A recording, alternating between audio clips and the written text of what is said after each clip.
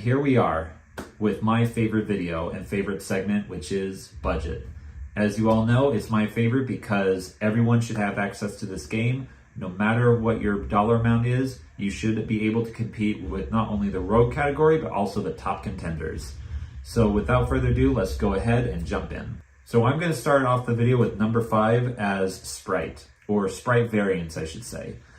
Yeah, this deck is still relatively decent in terms of price. Sure, there are a few cards. I believe Sprite Blue still has a good price tag. Same with Sprite Gigantic. But every other card, depending on what you utilize, can run you a pretty penny, but is still relatively budget. You can still use this with Runics, for Hires, and Evil Twins, which are relatively cheap right now. So yeah, if you have the money to spend some extra dough, I definitely would go with Sprite. And at number 4, I did bring this down a peg, mainly because of the limiting of Prosperity, but I'm putting Stun here. Yes, the consistency of Stun has been hit pretty badly with the limiting of Prosperity, but you can just exchange the You could switch out the Prosperities with Extravagance. Yeah, you may not have the pick and choose of what comes out of your extra deck as you did with Prosperity, but the end result is still the same.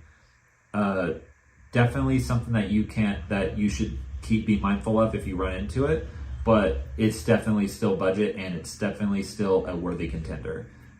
I may be biased for saying that because I do run Stun as one of my mains, but I will state its case and I will die on this hill at the end of the day. And at number 3, I brought this down a peg from the last list too, but I'm going with Fire Kings, Pure Fire Kings specifically.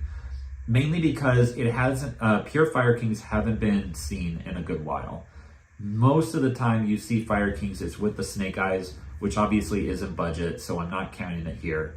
But you haven't seen a Pure Fire Kings deck in a long time. Comment down below if you want me to profile a Pure Fire Kings deck. I do have the tools to do that, but I want to hear it from you guys before I put in the effort to actually construct the deck for you guys. But yeah, I'm putting Fire Kings at number 3, mainly because of its representation, but I still think that it's a good deck if people are able to jump on it and utilize it properly. And at number 2, Flunderees. Shifter still hasn't been hit. Sure, Prosperity got hit to 1, but that doesn't matter in the long run. It still has massive amounts of consistency. And, cutting Prosperity down to 1 probably increases its consistency and lack of bricks of, drawing into more Prosperities. So we'll just have to see how it works out. I think that this deck is fun. I think it's annoying to go against. I'll be the first to admit that, but in terms of compatibility, it's definitely still up there and definitely one of the cheapest. And at number 1, this is still the same as the last one, but I'm putting Mimighoul here. I still stand by that Mimighoul is definitely a sleeper. Once people get on about how good this deck really is, it's going to skyrocket in popularity and bump it up even into top rogue. Well, with that being said, it's still relatively budget.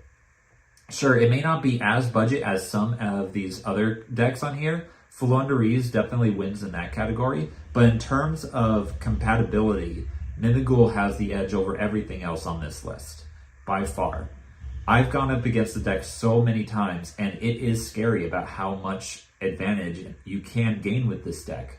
Its utilization of the flip monsters is definitely really unique. Its artwork is unique, side note, but in terms of its win capabilities, it's still up there. Every time that I look up duels with these videos, if you open up with the right hand, you can trounce almost any deck in this format, even Snake Eyes. You just have to learn how the deck works and be able to run it properly.